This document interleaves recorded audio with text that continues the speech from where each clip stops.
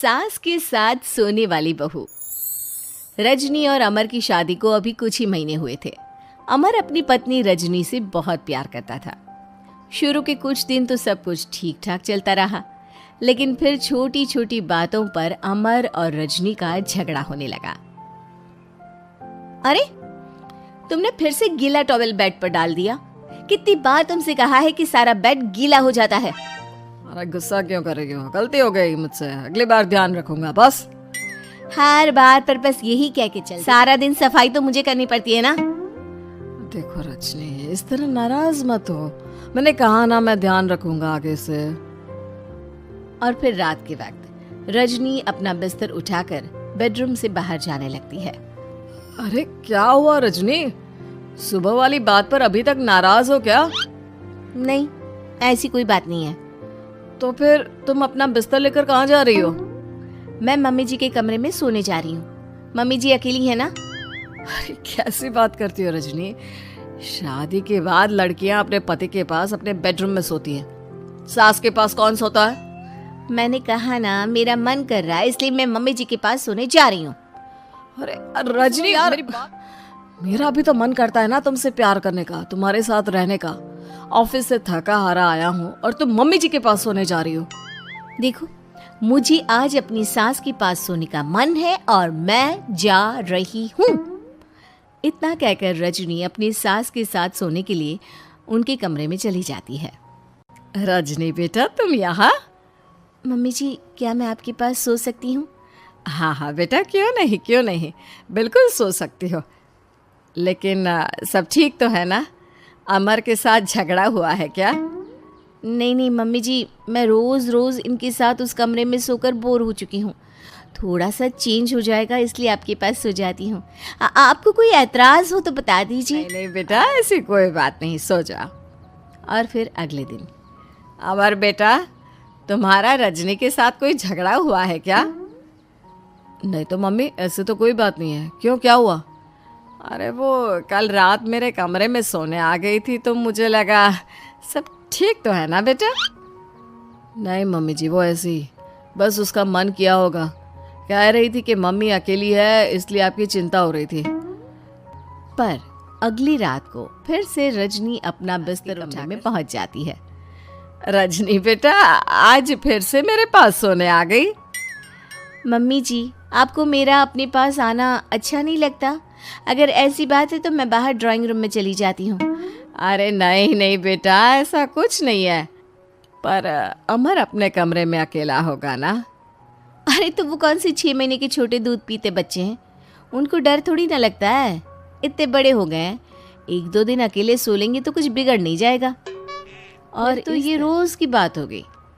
रजनी रोज अपना बिस्तर उठाती, अपनी सास के पास आकर सो जाती। सास उससे कुछ इसलिए नहीं कहती है क्योंकि उसे लगता है कि बहू बुरा मान जाएगी। एक दिन सुबह सुबह, मॉम मेरे लिए चाय बना दो, ऑफिस जाने का टाइम हो रहा है। अरे बेटा, तो रजनी से क्यों नहीं कह देते? मुझे उससे बात करने का बिल्कुल भी मन नहीं है। अरे आखिर क्या बात है बेटा, तुम इतने उदास क्यों लग रहे हो?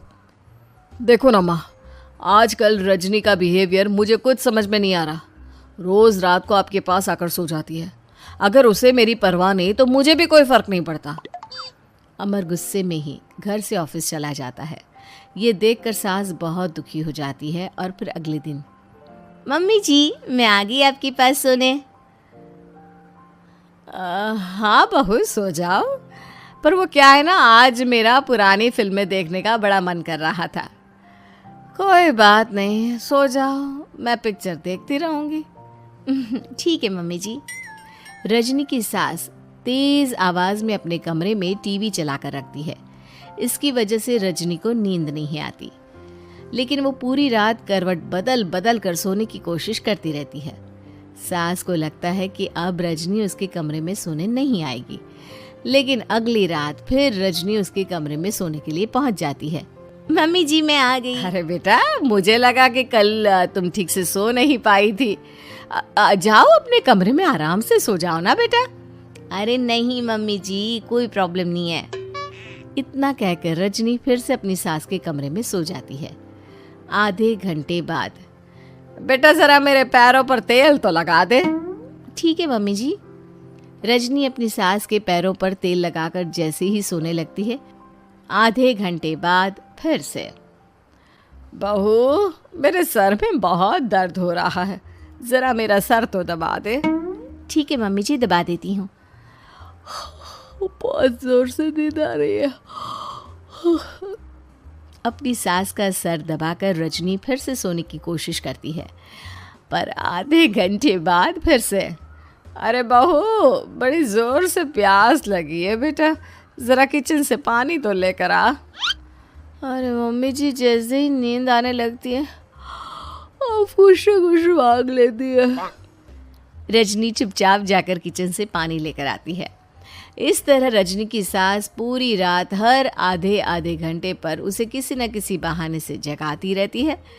रजनी परेशान हो जाती है।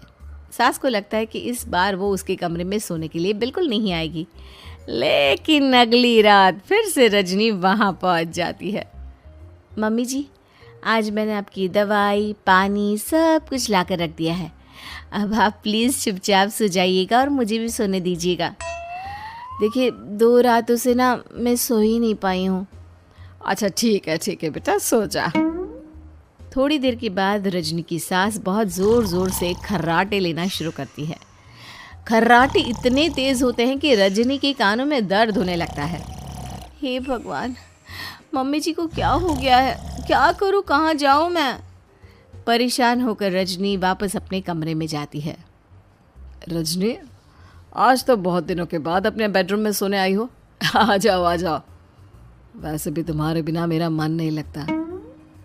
क्या करती, तुम्हारी मम्मी के खर्राटों ने तो मेरी नींद उड़ा कर रखी है।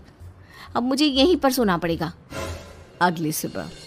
अरे रजनी बेटा, रात को कहाँ चली गई थी? मैं तुम्हें कितना ढूंढ रही थी, मैं तो डर ही गई थी। मेरी बहू न जाने कहाँ चली गई। कहाँ जाती मम्मी जी, अपने कमरे में गई थी।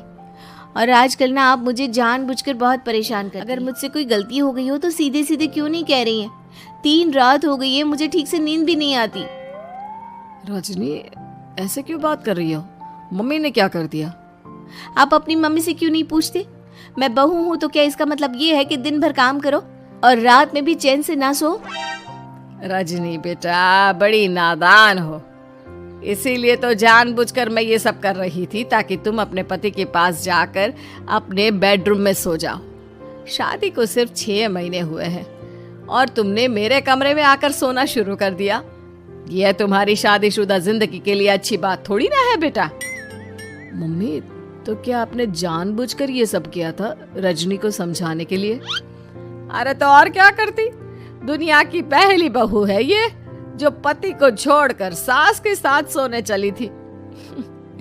इसीलिए मुझे इसके लिए थोड़ा बुरा बनना